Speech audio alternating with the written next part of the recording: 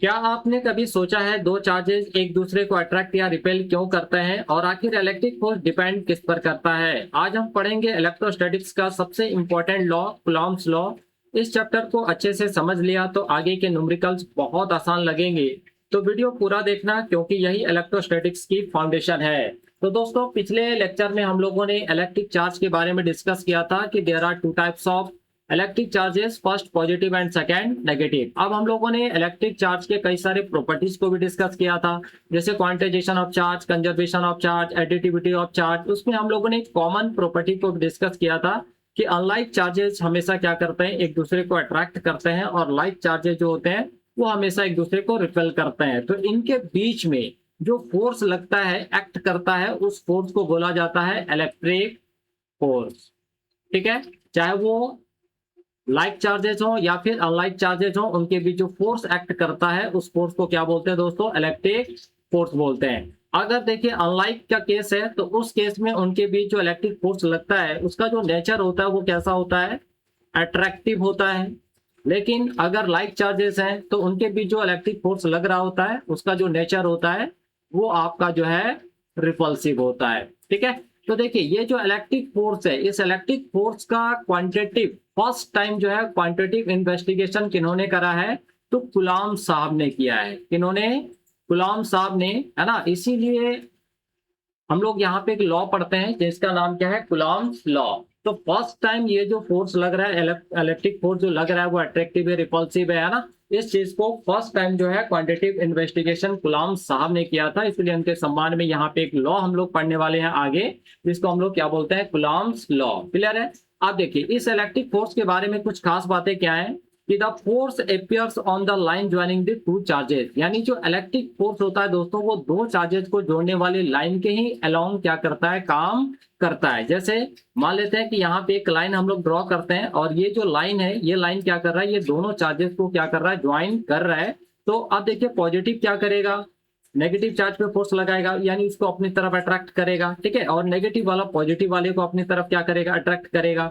तो देखिए यहाँ पे ये जो दोनों फोर्सेस लग रहा है, ये दोनों फोर्सेस इन्हीं दोनों चार्जेस को जोड़ने वाली लाइन के ही क्या कर रहा है? अलोंग काम कर रहा है। ठीक है, तो इलेक्ट्रिक फोर्स जो होता है वो हमेशा दो चार्जेस को जोड़ने वाले लाइन के ही अलोंग काम करता है। अब देखिए यहाँ पे ये दोनों सिमिलर चार्जेस हैं, तो ये जो लाइन है ये दोनों चार्जेस को जोड़ने वाला लाइन है। तो ये जो पॉजिटिव है इस पॉजिटिव को क्या करेगा? बाहर की तरफ धक्का देगा, और ये पॉजिटिव इस वाले पॉजिटिव चार्ज को बाहर की तरफ धक्का देगा। ठीक है, तो देखिए ये जो दोनों फोर्सेज हैं, ये दोनों फोर्सेज का डायरेक्शन कैसा है? तो along the line joining the two charges. यानी ये जो दो फोर्सेस हैं वो उसी लाइन के अलोंग काम कर रहे हैं जिस लाइन के साथ ये दोनों चार्जेस आपस में जुड़े हुए हैं। ठीक है, और अगर ऐसा कोई भी फोर्स एपियर होता है, यानी कोई भी फोर्स अगर लाइन ज्वाइनिंग एपियर होता है, तो वैसे फोर्सेस को हम लोग क्या बोलते हैं दोस्तों? सेंट्रल फोर्स बोलते हैं। ठीक है, यानी यहाँ पे जो फोर्स काम करता है ना, वो सेंटर टू सेंटर काम करता है। और अगर कोई भी फोर्स सेंट्रल फोर्स है तो उस फोर्स को हम लोग क्या बोलते हैं? Conservative force. अब ये कंजर्वेटिव फोर्स क्या होता है? तो आपने वर्क पावर एनर्जी चैप्टर में पढ़ा होगा क्लास 11th में, वहां पे दो टाइप के फोर्सेस को आपने डिस्कस करा होगा,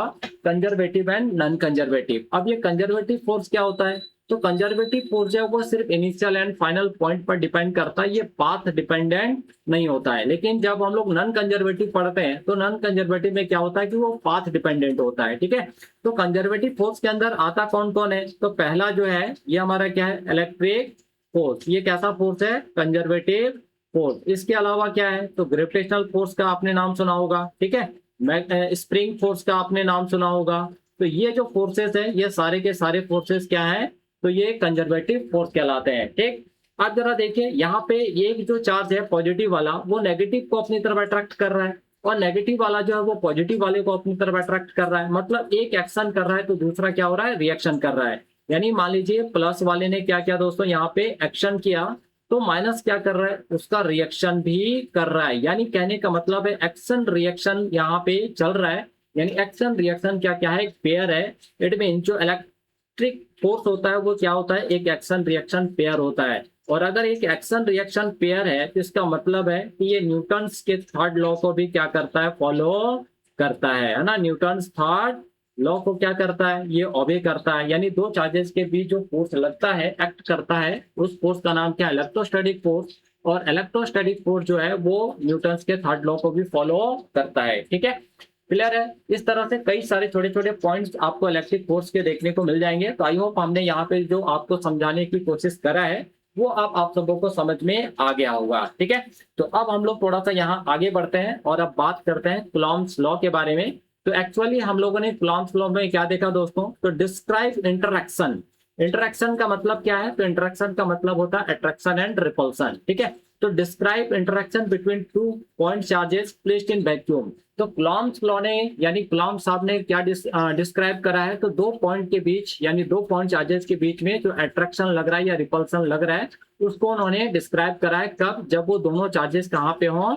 वैक्यूम में प्लेस्ड हों। ठीक है, तो अब इसी कॉन्सेप्ट को लेकर उन्होंने एक लॉ दिया है, उसी लॉ को अब हम लोग यहाँ पे आगे देखेंगे।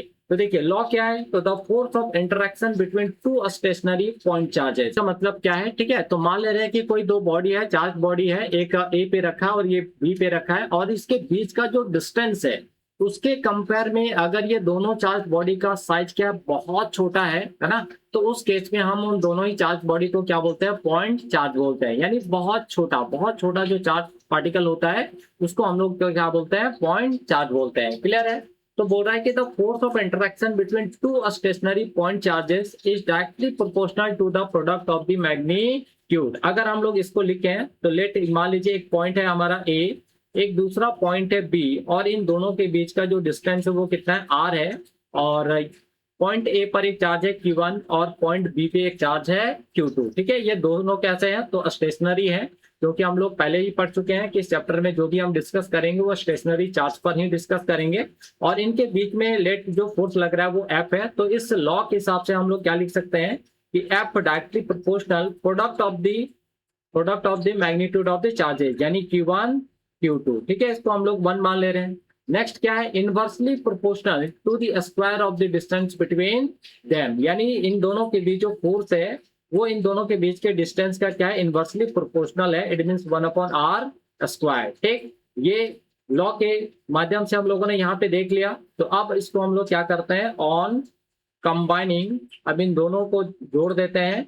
ऑन कंबाइनिंग वी गेट, तो हम लोग को क्या मिलेगा दोस्तों? तो F direct proportionality Q1 Q2 upon R square. ठीक है, अब देखिए हमेशा हम लोग क्या करते हैं? प्रोपोर्शनलिटी को हटाते हैं तो हमें क्या मिलता है? एक इक्वल और एक कांस्टेंट मिलता है। तो यहाँ पे हम लोग क्या करेंगे? प्रोपोर्शनलिटी साइन को हटाएंगे तो इक्वल का साइन आएगा और एक कांस्टेंट आएगा, है ना। और इधर क्या हो गया? Q1 Q2 upon R square. अब देखिए ये जो कांस्टेंट है, इस कांस्टेंट को हम लोग क्या बोलते हैं? कोलम्बियन कांस्टेंट बोला जाता है या इलेक्ट्रोस्टैटिक फोर्स कांस्टेंट भी बोलते हैं। ठीक है, और के का जो वैल्यू होता है वो कितना होता है? तो 1/4 पाई एप्सिलॉन नॉट। अगर हम लोग मैथमेटिकली देखें तो 9 × 10⁹ न्यूटन मीटर स्क्वायर पर कूलम स्क्वायर, ये के का वैल्यू होता है। और इस के को हम लोग क्या बोलते हैं? तो अभी हम लोगों ने बात करा इलेक्ट्रोस्टैटिक फोर्स कांस्टेंट। ठीक है, इलेक्ट्रोस्टैटिक फोर्स कांस्टेंट। अब देखिए इस के की खास बात क्या है कि ये जो के है ये आपका दो चीजों पर डिपेंड करता है ना। ये जो के है दोस्तों, ये के का वैल्यू जो है वो दो चीजों पर डिपेंड करता है। फर्स्ट इस पर तो nature of the medium between the charges. ठीक है, यानी ये दोनों चार्ज किस मीडियम में रखा है उस मीडियम के नेचर पे डिपेंड करता है। दूसरा जो है वो डिपेंड करता है आपका सिस्टम ऑफ यूनिट्स, यानी आप कौन सा सिस्टम यहाँ पे इस्तेमाल कर रहे हैं, एम्पियर सिस्टम इस्तेमाल कर रहे हैं या सीजीएस या एम्पियर, है ना। उस पे जो है ये के का वैल्यू आपका डिपेंड करता है। अब देखिए के का वैल्यू हम लोगों ने कितना देखा? तो k equal to 1/4 pi epsilon naught. देखिए अभी हम लोग एप्सिलॉन नॉट के बारे में डिस्कस करेंगे। ठीक है, अभी हम लोग पहले यहाँ पे फॉर्मूला राइट कर लेते हैं, फिर एप्सिलॉन नॉट के बारे में भी डिस्कस करेंगे 1 by 1। ठीक, तो यानी अब हम के जगह क्या रख सकते हैं? 1/4 पाई एप्सिलॉन नॉट। तो यहाँ पे हम लोगों ने क्या रखा? F equal to 1/4 pi epsilon not Q1 Q2 upon R square. ठीक है, ये आपका जो है दोस्तों वो पूरा का पूरा फोर्स निकल कर आ गया कि अगर दो चार्जेस हो और दोनों चार्जेस अभी कहाँ पे रखे हैं? तो ये हम लोगों ने डिस्कस किया है कहाँ पे? वैक्यूम पे। यानी ये दोनों जो चार्जेस हैं वो कहाँ पे प्लेस्ड है, तो वैक्यूम में प्लेस्ड है। तो अगर दो चार्जेस वैक्यूम में प्लेस्ड हो और उनके बीच को सर्टेन डिस्टेंस हो तो कितना फोर्स लगेगा, तो 1/4 का epsilon not Q1 Q2 upon R square.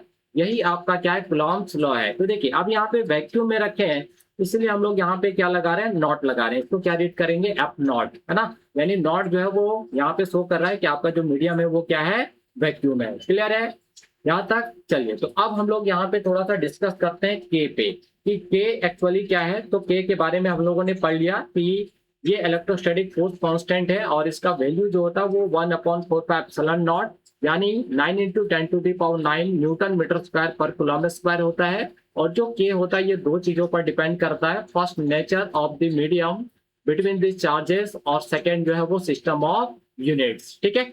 अब देखिए यहाँ पे एक टर्म आया हमारा एप्सिलॉन नॉट। क्लियर है। तो एप्सिलॉन नॉट का मतलब क्या होता है, तो एप्सिलॉन नॉट का मतलब है, इसको बोलते हैं परमिटिविटी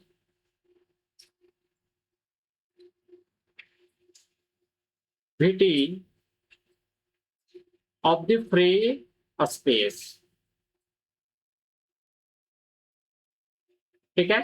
एप्सिलॉन नॉट को क्या बोला जाता है दोस्तों, permittivity of the free space, है ना। तो अब permittivity of the free space का मतलब क्या है, इसको भी थोड़ा सा यहाँ पे हम लोग समझते हैं। तो देखिए अभी हम लोग क्या कहते हैं कि दो चार्जेस लिए थे, एक पॉइंट ए और एक पॉइंट बी है। इसके बीच का डिस्टेंस कितना है, आर है, और एक चार्ज Q1 है, दूसरा चार्ज Q2 है, और ये कहाँ पे प्लेस्ड है अभी, तो वैक्यूम में। ठीक है। तो देखिए परमिटिविटी वर्ड से यहाँ पे समझते हैं, परमिटिविटी, है ना। तो देखिए परमिटिविटी में दो वर्ड है, एक पहला जो वर्ड है अगर यहां से हम लोग निकालें तो क्या मिल जाएगा हमें, परमिशन। ठीक है। और दूसरा जो वर्ड है वो हमारा क्या हो जाएगा, activity.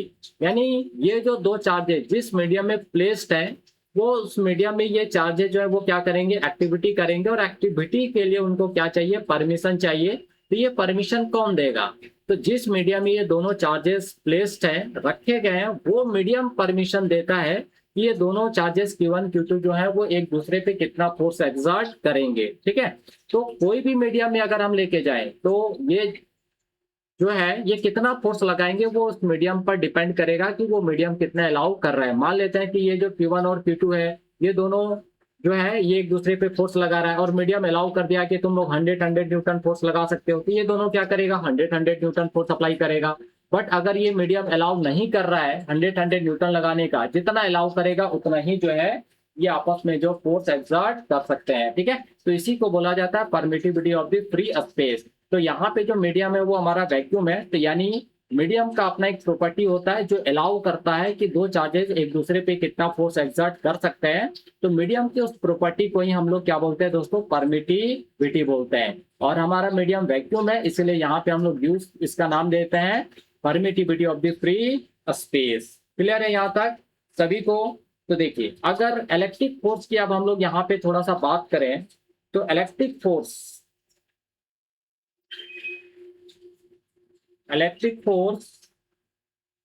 F naught is maximum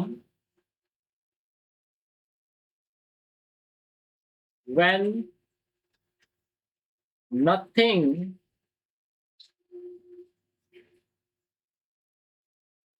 is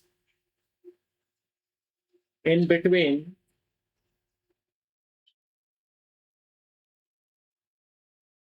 charge. ठीक है। यानी कहने का मतलब इसका मीनिंग क्या हुआ कि जब दो चार्जेस का बीच का जो मीडियम है वो क्या होगा, वैक्यूम होगा, यानी उनके बीच कोई पर्टिकुलर मीडियम नहीं है, तो उस केस में जो इलेक्ट्रिक फोर्स होता है वो हमारा क्या होता है, मैक्सिमम होता है। यानी वैक्यूम के केस में इन दोनों चार्जेस के बीच जो लगने वाला फोर्स है ना, जिसको हम लोग कूलॉम्ब फोर्स या कूलोम्बियन फोर्स बोलते हैं या इलेक्ट्रिक फोर्स बोलते हैं, वो हमारा क्या होगा दोस्तों, मैक्सिमम होगा। क्लियर है। लेकिन मान लीजिए कि अगर इन दोनों चार्जेस के बीच हम कोई एक पर्टिकुलर मीडियम डाल देते हैं, मान लीजिए ग्लास डाल दिए या वाटर में ये दोनों चार्जेस को उठा के रख दिए, तो तब उस समय इन दोनों के बीच जो फोर्स लगेगा, क्या वो फोर्स हमारा बढ़ेगा या घटेगा, है ना। तो ये भी हम जानना चाह रहे हैं। वैक्यूम में तो हम लोग देख लिए कि इन दोनों के बीच जो लगने वाला फोर्स है वो हमारा मैक्सिमम होता है। लेकिन अगर हम मीडियम चेंज कर दें, वाटर में लेके ये दोनों को रख दें या फिर ग्लास में रख दें या केरोसिन में रख दें, तब इन दोनों के बीच कितना फोर्स लगेगा, क्या वो फोर्स घटेगा बढ़ेगा। इफेक्ट ऑफ मीडियम है ना, जैसे मान लेते हैं कि अभी जो ये दोनों चार्जेस है ये वैक्यूम में रखे हैं, तो वैक्यूम में रखे हैं तो इनके बीच जो फोर्स होगा वो कितना लगेगा, एफ नॉट लगेगा। और ये एफ नॉट क्या है, मैक्सिमम फोर्स है।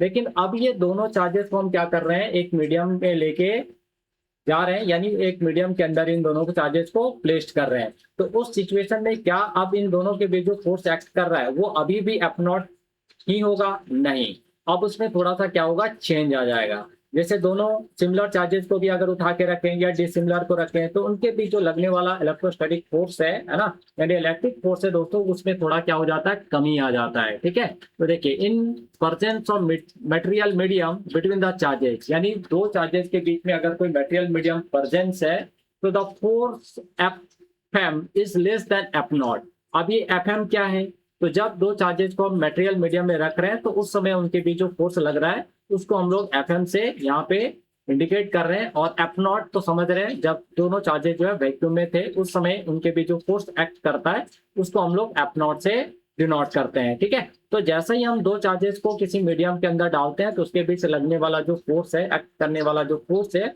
वो थोड़ा कम हो जाता है। तो अब हम इसका फॉर्मूला क्या लिखेंगे, है ना, तो देखिए क्या हो जाएगा, F M equal to 1/4 pi epsilon, इधर क्या हो जाएगा, Q1 Q2 upon R square. मान ले रहे ये चार्ज हमारा क्या है, Q1 है, ये चार्ज हमारा क्या है, Q2 है, और इसके बीच में हम लोग एक मीडियम को डाल दिए। तो अब मीडियम जैसे ही डालेंगे तो क्या होगा, इनके बीच जो फोर्स लग रहा है वो फोर्स को डिसाइड कौन करेगा, इन दोनों के बीच जो मीडियम है वो मीडियम ही डिसाइड करेगा कि ये Q1 और Q2 दोनों एक दूसरे पे कितना फोर्स लगाएंगे। यानी इस मीडियम के अंदर एक प्रॉपर्टी होता है, वो प्रॉपर्टी डिसाइड करता है कि ये दोनों चार्जेस एक दूसरे पे कितना फोर्स एक्सर्ट कर सकते हैं। तो मीडियम की उस प्रॉपर्टी को हम लोग यहाँ पे किससे डिनोट करते हैं, एप्सिलॉन से। ठीक है, तो ये हमारा यहाँ पे फॉर्मूला निकल के आया, F M equal to 1/4 pi epsilon Q1 Q2 upon R square. ये फॉर्मूला कहाँ का आया, मीडियम का। इससे पहले हम लोग एक निकाल के रख चुके हैं जो किसका है, फ्री स्पेस का। तो देखिए यहाँ पे वेयर एप्सिलॉन, इसको क्या बोलते हैं, तो परमिटिविटी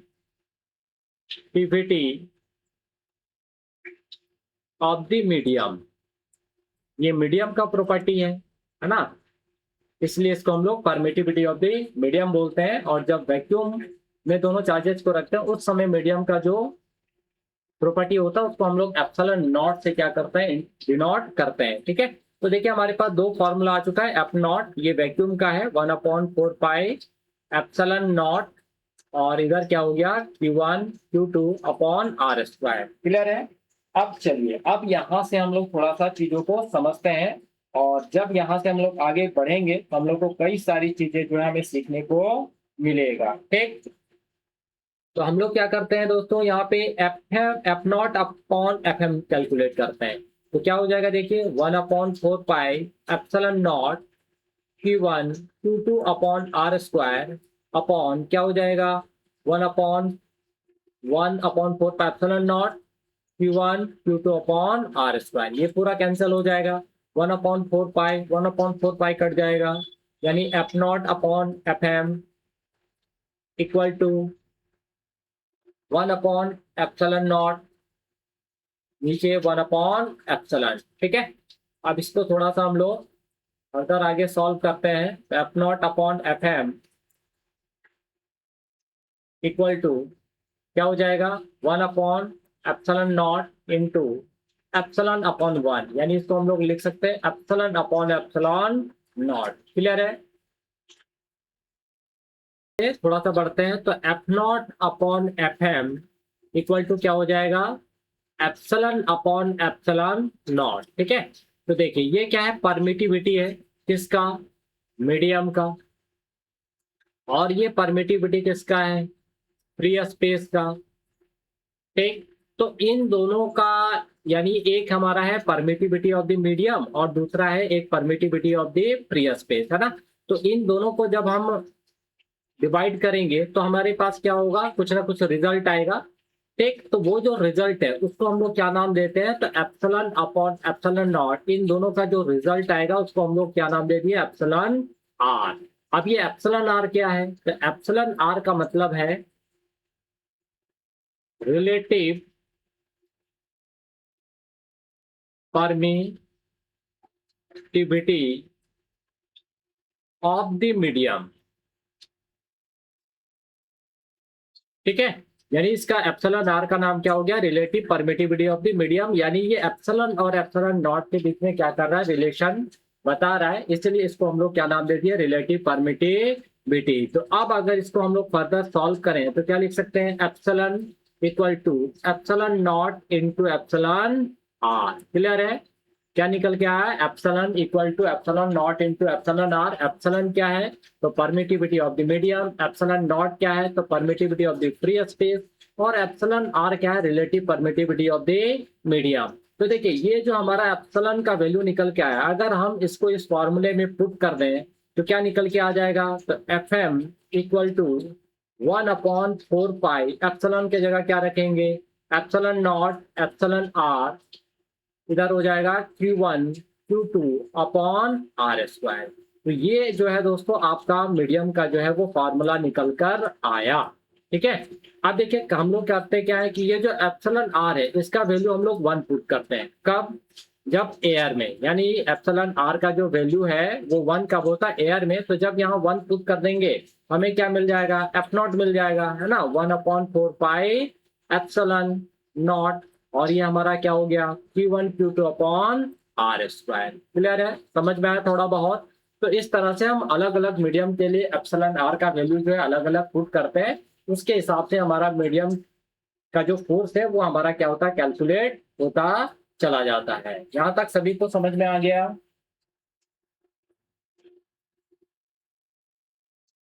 चलिए, अगर यहाँ तक सभी को क्लियर है तो यहाँ से हम लोग थोड़ा सा आगे बढ़ते हैं, है ना, और चीजों को और बेहतर तरीके से समझने की कोशिश करते हैं। अब दोस्तों यहाँ पर हम लोग थोड़ा सा बात कर लेते हैं वैल्यू ऑफ एप्सिलॉन आर। ठीक है, वैल्यू ऑफ एप्सिलॉन आर। अब पहले हम लोग बात करते हैं फॉर एयर या फिर वैक्यूम। तो इसके लिए एप्सिलॉन आर का जो वैल्यू होता है वो कितना हो जाता है, तो एप्सिलॉन आर इक्वल टू 1। ठीक, नेक्स्ट फॉर ऑल मीडियम, तो ये जो होगा एप्सिलॉन आर का वैल्यू यहाँ पे ऑलवेज ग्रेटर देन 1 होगा। ठीक है, फॉर मेटल के लिए बात करते हैं, फॉर मेटल, तो मेटल के लिए जो एप्सिलॉन आर का वैल्यू है ये हमारा इन्फिनिटी होता है। और फॉर वाटर, जो कई बार आपको क्वेश्चंस में दिखेगा, तो फॉर वाटर के लिए एप्सिलॉन आर का जो वैल्यू है वो हम लोग यहाँ पे कंसिडर करते हैं 81। कभी कभी ये 80 भी देखने को मिल जाएगा, तो कंफ्यूज नहीं होना है। जब इस तरह का क्वेश्चन होता है तो जो भी मीडियम होता है उसका एप्सिलॉन आर का वैल्यू गिवन होता है। अगर नहीं है तो वाटर बहुत कॉमन है, जो मैक्सिमम क्वेश्चंस में वाटर दिखता है, तो यहाँ पे आपको 81 मान के आप क्वेश्चन सॉल्व कर सकते हो। ठीक है, अगर 80 दिया है तो ठीक है, नहीं तो 81 हमें मान के चलना है। अब यहाँ से थोड़ा और हम लोग आगे की ओर बढ़ते हैं और चीजों को समझने की कोशिश करते हैं। देखिए, एक और इंपॉर्टेंट टर्म तो समझते हैं दोस्तों, if F nought equal to F M, है ना। तो एफ नॉट का फॉर्मूला क्या था, 1/4 pi epsilon not Q1 Q2 upon R square. और एफ एम का कितना आ गया था, तो 1/4 पाई एप्सिलॉन। अब एप्सिलॉन के जगह हम लोग क्या लिख सकते हैं, epsilon nought into epsilon R, और इधर हमारा Q1 Q2 upon are M square. अब देखिए यहाँ पे आर एम क्यों लिख रहे हैं, क्योंकि दोनों जो चार्जेस हैं वो मीडियम में प्लेस्ड है, और मीडियम में उनके बीच का जो डिस्टेंस है उसको हम लोग यहाँ पे आर एम मान ले रहे हैं। क्लियर है, तो देखिए 1/4 pi epsilon not, 1/4 pi epsilon not cancel हो जाएगा, Q1 Q2 यहाँ से कैंसिल हो जाएगा। तो यहाँ पे आपका क्या बचेगा, 1/r स्क्वायर, और इधर आपका क्या रह गया, तो 1/एप्सिलॉन आर और आर एम स्क्वायर। क्लियर है यहाँ तक। तो आर एम स्क्वायर हम लोग कैलकुलेट करते हैं, तो R M square equal to क्या हो जाएगा, R square upon epsilon R हो जाएगा। ठीक है, अब रूट अगर हम लोग लगा दें तो R M equal to R square upon epsilon R निकल के आएगा। क्लियर है? तो यहां से आर एम इक्वल टू क्या आ जाएगा आपका, आर अपॉन एप्सिलॉन आर। ठीक है, तो ये आपका डिस्टेंस निकल के आ गया, इसमें मीडियम में, है ना, कि जब दो चार्जेस किसी मीडियम में प्लेस्ड हो तो उनके बीच का जो डिस्टेंस है, अगर वो आपको कैलकुलेट करना रहे तो आप इस फॉर्मूले का इस्तेमाल करके जो है आप यहाँ पे कैलकुलेट कर सकते हैं। अब चलिए थोड़ा सा एक टर्म पे बात करते हैं यहाँ पे, जो कई बार आपको देखने को सुनने को मिलेगा, डाई इलेक्ट्रिक कॉन्स्टेंट। ठीक है, डाइलेक्ट्रिक कांस्टेंट, इसको डिनोट करते हैं कैपिटल के से। अब ये डाइलेक्ट्रिक कांस्टेंट होता क्या है दोस्तों, तो अभी अभी हम लोगों ने बात किया था कि जो एफएम है, मीडियम का जो फोर्स है, वो फ्री स्पेस के फोर्स से क्या होता है, कम होता है। तो कितने टाइम्स कम होता है, तो उसको हम लोग लिख दे रहे हैं के, है ना, यानी जो एफ नॉट है वो कितने टाइम्स कम है, के टाइम्स, तो हमें क्या मिलेगा, एफ एम मिलेगा। अब अगर इसको हम थोड़ा सा यहाँ पे क्रॉस मल्टीप्लाई कर दें, हम लोग क्या लिख सकते हैं, K equal to F not upon F M लिख सकते हैं। अब हम लोग पिछले स्लाइड में पढ़े थे F not upon F M equal to क्या चीज, तो एप्सिलॉन अपॉन एप्सिलॉन नॉट, और एप्सिलॉन अपॉन एप्सिलॉन नॉट किसके बराबर हो जाता है, एप्सिलॉन आर के बराबर। यानी हम लोग यहाँ पे K equal to F not upon F M के जगह लिख सकते हैं epsilon upon epsilon nought. Clear है, एप्सिलॉन नॉट, और एप्सिलॉन अपॉन एप्सिलॉन नॉट के भी जगह क्या लिख सकते हैं, एप्सिलॉन आर। यानी जो हमारा डाइलेक्ट्रिक कांस्टेंट होता है वो किसके बराबर होता है, रिलेटिव परमिटिविटी के बराबर होता है। ठीक है, यहाँ तक सभी को क्लियर हो गया कि जो डाइलेक्ट्रिक कांस्टेंट है वो एक्चुअली होता क्या है, तो रिलेटिव परमिटिविटी को ही हम लोग क्या बोलते हैं, डाइलेक्ट्रिक कांस्टेंट बोलते हैं। अब इसको डिफाइन कैसे करेंगे, तो आप दो तरीके से डिफाइन कर सकते हो। तो F not upon F M, तो ये क्या है, तो फोर्स है ना, बिटवीन टू चार्जेस,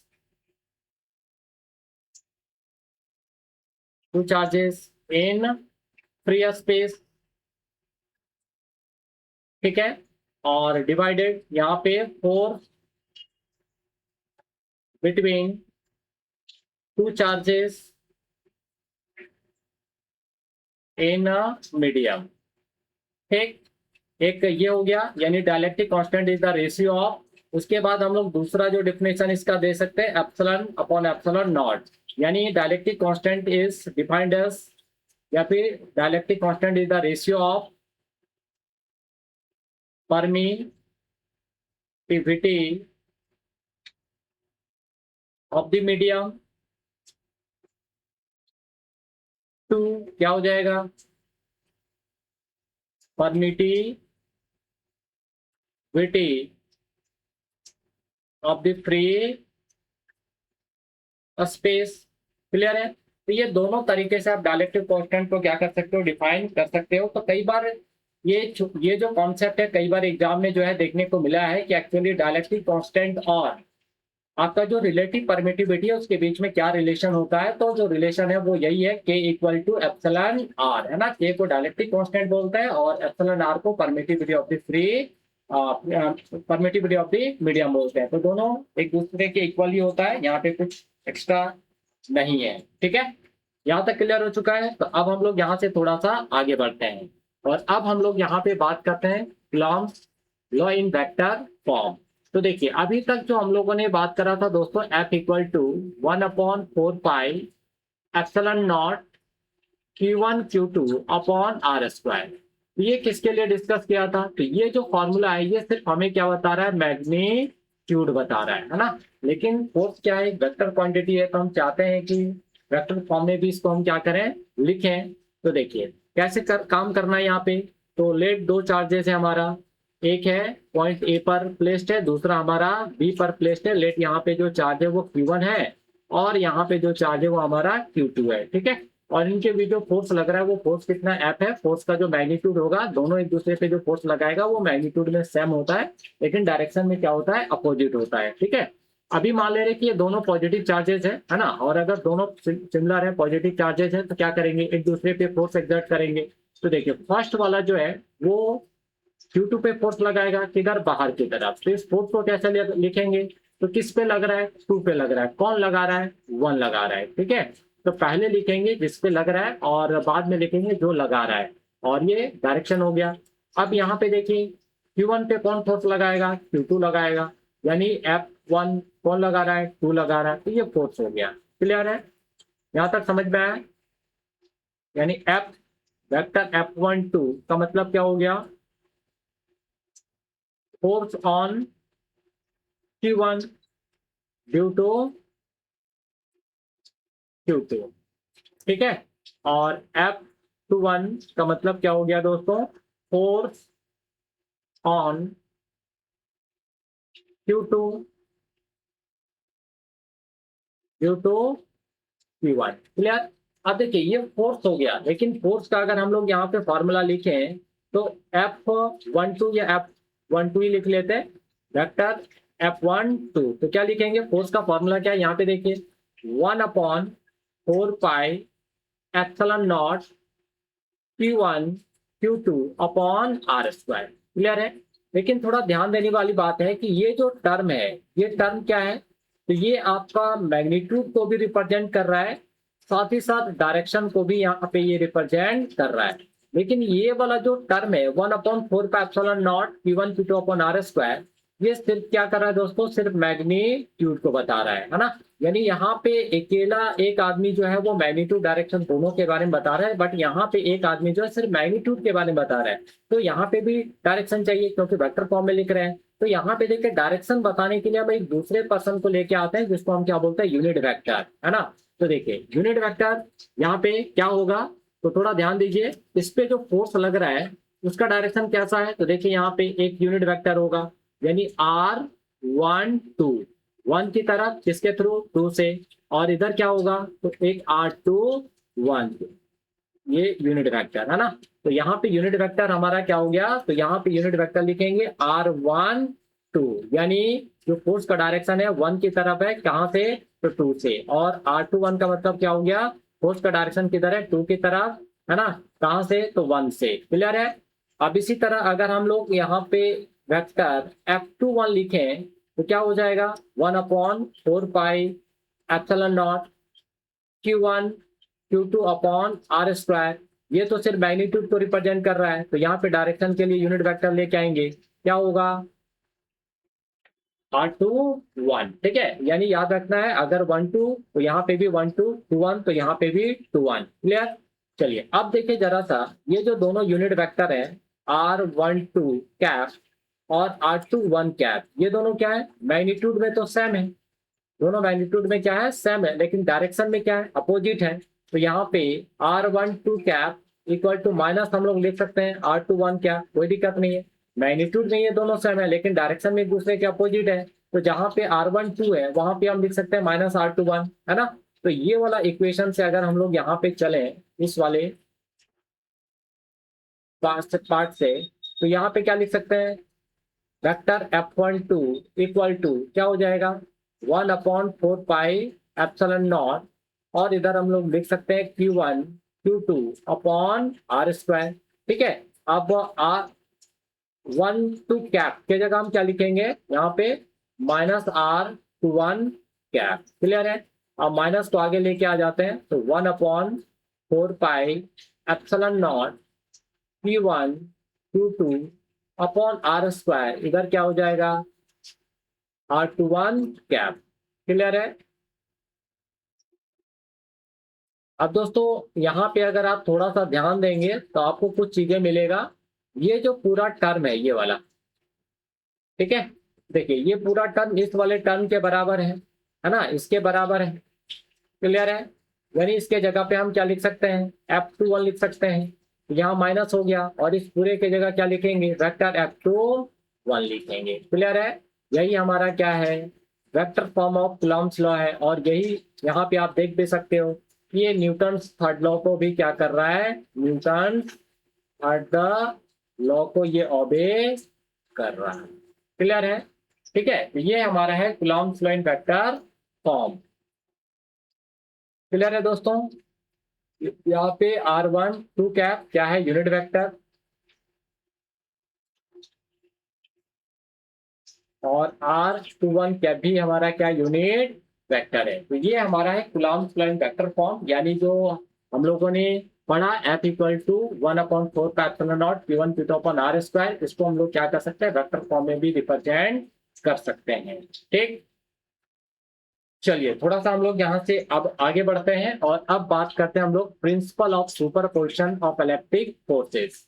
तो देखिए प्रिंसिपल ऑफ सुपरपोजिशन का मतलब क्या है, तो थोड़ा सा एक छोटा सा स्टोरी के हेल्प से यहाँ पे समझने की कोशिश करते हैं। तो मान लेते हैं दोस्तों, देखिए यहाँ पे एक चार्ज है Q0, है ना, और इधर एक चार्ज है Q1, एक चार्ज है Q2, एक चार्ज है Q3, इस तरह से बहुत सारे चार्जेस हैं। तो अभी ये Q0 और Q1 के बीच हम लोग पहले समझते हैं, तो ये दोनों चार्जेस क्या करेंगे, एक दूसरे पे फोर्स अप्लाई करेंगे। लेकिन हम यहाँ पे Q0 Q1 पे कितना फोर्स अप्लाई कर रहा है उसको हम कंसिडर नहीं करेंगे। यहाँ पे किस फोर्स को कंसिडर करेंगे, तो Q1 Q0 पे कितना फोर्स अप्लाई कर रहा है, Q2 Q0 पे कितना लगा रहा है, Q3 Q0 पे कितना लगा रहा है ना, उस फोर्स को हम लोग कंसिडर करेंगे और उन सारे फोर्सेस को हम लोग क्या करेंगे, वेक्टर सम करेंगे। तो जब वेक्टर सम करेंगे तो हमें क्या पता चलेगा कि Q0 पे नेट कितना फोर्स हमारा काम कर रहा है, Q0 Q1 पे, Q0 Q2 पे या Q0 Q3 पे कितना फोर्स लगा रहा है, उससे कोई लेना देना नहीं है। Q0 पे कौन कौन फोर्स लगा रहा है वो हमारा यहाँ पे मैटर है। ठीक है, तो देखिए अगर हम लोग देखें तो ये Q0 Q1 जो है क्या कर रहा है, Q0 पे फोर्स लगाएगा इस डायरेक्शन में, इस फोर्स का नाम क्या हो जाएगा, F0 1, है ना, F0 1, क्लियर है। अब ये Q2 भी फोर्स लगाएगा, ये Q2 लगाएगा किधर, बाहर की तरफ, है ना, इस फोर्स का नाम क्या हो जाएगा, F0 2। अब Q3 भी फोर्स लगाएगा इस पे, किधर लगाएगा, बाहर की तरफ, तो क्या हो जाएगा F0 3। अगर सारे चार्जेस अगर पॉजिटिव है तो बाहर की तरफ भी फोर्स लगेगा, है ना। तो इस पे यानी अब हमको निकालना है Q0 पे, Q0 पे F नेट निकालना है कि नेट कितना इस पे लगा। तो हम लोग क्या करेंगे, F0 vector F0 equal to सारे फोर्सेस का वेक्टर सम कर देंगे, यानी vector F0 1 plus vector F0 2 plus vector F0 3। इस तरह से हम लोग जितने भी फोर्सेस होंगे सारे फोर्सेस को इंडिविजुअली यहाँ पे क्या करना है, ऐड कर देना है। तो यही हमारा क्या हो जाएगा, प्रिंसिपल ऑफ सुपरपोजिशन, है ना। तो देखिए the total force on any charge due to a number of other charges, यानी total force on any charge, किसी भी चार्ज पे जो टोटल फोर्स है वो due to number of other charges, बाकी जितने भी चार्जेस हैं, है ना, इज द वेक्टर सम करना है of all the forces on that charge due to other charges. तो उस चार्ज पे कितना फोर्स लग रहा है ना, वो सारे फोर्सेस को हम ऐड करेंगे, वेक्टर सम करेंगे उसका, जो अलग अलग चार्जेस के वजह से उसके फोर्स काम कर रहा है। इसी को हम लोग बोलते हैं प्रिंसिपल ऑफ सुपर पोजिशन। ठीक है, अब इसको हम लोग सेपरेट करके भी आगे डिफाइन कर सकते हैं, और जैसे वेक्टर F0 है, इसको हम लोग लिख सकते हैं 1/4 पाई एप्सिलॉन नॉट। ठीक है, फिर आपका हो जाएगा Q0 Q1 अपॉन R, इनके बीच का जो डिस्टेंस है उसको हम लोग क्या मान ले रहे हैं, R0 1 स्क्वायर। यहाँ पे क्या हो जाएगा, R0 1 कैप हो जाएगा। फिर उसी तरह से वेक्टर F0 2, तो क्या लिखेंगे, 1/4 पाई एप्सिलॉन नॉट, इधर आपका हो जाएगा Q1 Q2 अपॉन R0 2 का स्क्वायर, यहाँ पे R0 2 कैप हो जाएगा, है ना। तो ये सारे फोर्सेस को ऐड करेंगे, तो ऐड कैसे करेंगे देखिए, तो F0 वेक्टर F0, यानी हम लोग यहाँ पे लिखेंगे 1/4 pi epsilon not Q1 Q0 Q1 upon R0 1 square, और यहाँ पे R0 1 कैप। फिर सेकेंड वाले फोर्स के लिए लिखेंगे 1/4 pi epsilon not Q0 Q2 upon R0 2 square, इधर R0 2 कैप। ठीक है, फिर ऐसे बढ़ते चले जाएंगे, कुछ कॉमन होगा तो 1/4 पाई एप्सिलॉन नॉट कॉमन हो जाएगा, Q0 भी कॉमन हो जाएगा, तो Q0 कॉमन ले लिए, अंदर क्या बचा, Q1 upon R0 1 square, R0 1 cap. फिर क्या हो गया, R2 upon R0 2 square, R0 2 cap. इस तरह से ये आपका n तक चलता जाएगा, है ना। तो यहाँ पे हम लोग नेक्स्ट लिख सकते हैं दोस्तों, F nought equal to Q nought upon 4 pi epsilon nought. अब इसको क्या करेंगे, समेशन का साइन लगा देंगे और आई इक्वल टू 1 से आई इक्वल टू कहाँ तक, एन तक। और यहाँ पे आपका क्या हो जाएगा, Q I upon R naught I हो जाएगा, यहाँ पे स्क्वायर हो जाएगा। ठीक है, तो ये हम लोग इसको शॉर्ट फॉर्म में कुछ इस तरीके से जो है लिख सकते हैं। ठीक है, तो फाइनली जो प्रिंसिपल ऑफ सुपरपोजिशन क्या है कि एक चार्ज पर मल्टीपल चार्जेस के वजह से जो फोर्स लग रहा है उन सारे फोर्सेस को हमें क्या करना है, वेक्टर सम कर देना है। अब देखिए यहाँ पे कॉन्सेप्ट पे थोड़ा सा हम लोग डिस्कस करते हैं जो काफी इंपॉर्टेंट है आप सभी के लिए। आगे जब आप न्यूमेरिकल क्वेश्चंस को जो है वो डील करेंगे तो इस तरह के फॉर्मूला जो है कई बार आपको यहाँ पे जो यूज करना पड़ेगा। ऐसे आप ऑलरेडी इस फॉर्मूले को जानते हो, बट यहाँ पे थोड़ा हम लोग और चीजों को समझ लें तो ज्यादा बेहतर होगा। ठीक है, देखिए मान लेते हैं कि एक चार्ज है हमारा Q0 और एक चार्ज है Q1। ठीक, तो इसके वजह से क्या होगा, इस पे फोर्स लगेगा, इस फोर्स का नाम क्या होगा, F01। और एक चार्ज है हमारा Q2, तो इसके वजह से भी क्या होगा, इस पे फोर्स लगेगा बाहर की तरफ, ये कितना होगा, F02। ठीक, तो यहाँ पे अगर हम लोग नेट कैलकुलेट करते हैं तो हम लोगों ने वेक्टर चैप्टर में पढ़ा हुआ है, कैसे निकालेंगे इसको, F01 रूट लगा देते हैं, F01 square plus F02 square, है ना, प्लस 2 F01 F02, इधर क्या हो जाएगा, कॉस थीटा। ये फॉर्मूला आपने पढ़ा होगा। ठीक है, अगर सिंपली हम लोग यहाँ पे बात करें तो हम लोग एक ऐसा कुछ निकालते हैं, आर इक्वल टू, इस टाइप का फॉर्मूला आपने देखा होगा वेक्टर चैप्टर में, A square plus B square plus 2ab cos theta, है ना। रिजल्टेंट जो है हम लोग निकालते थे, तो रिजल्टेंट का मतलब क्या हो गया, नेट हो गया। तो यहाँ पे भी हमें क्या करना है, नेट फोर्स निकालना है। तो नेट फोर्स निकालने के लिए हम लोग इस फॉर्मूले का यहाँ पे इस्तेमाल करेंगे। अब जब हम लोग न्यूमेरिकल वाला वीडियो में जाएंगे, है ना, जिसमें हम लोग प्रॉपर तरीके से न्यूमेरिकल को डिस्कस करेंगे, हर एक एक का पॉइंट को डिस्कस करेंगे, है ना, हर एक एक कॉन्सेप्ट को डिस्कस करेंगे ताकि हमें क्वेश्चंस को बनाने में किसी भी तरह का कोई प्रॉब्लम ना आए। तो उस समय हम लोग सारे फॉर्मूलाज को भी एक साथ कवर करेंगे। ठीक है, तो आई होप यहाँ तक सारी चीजें आप सबको को क्लियर हो गया होगा। तो अब आपको क्लियर हो गया होगा कि दो चार्जेस के बीच फोर्स कैसे लगता है। अगर कूलॉम्स लॉ अच्छे से समझ आ गया तो इलेक्ट्रोस्टैटिक्स के ज्यादातर न्यूमेरिकल्स आसान हो जाएंगे। अगर वीडियो हेल्पफुल लगी हो तो लाइक जरूर करें, चैनल सब्सक्राइब करें और कमेंट में लिखें कूलॉम्स, ताकि मैं अगले इलेक्ट्रोस्टैटिक्स लेक्चर जल्दी अपलोड करूं। मिलते हैं नेक्स्ट लेक्चर में, तब तक कॉन्सेप्ट समझो, फॉर्मूलाज अपने आप याद हो जाएंगे।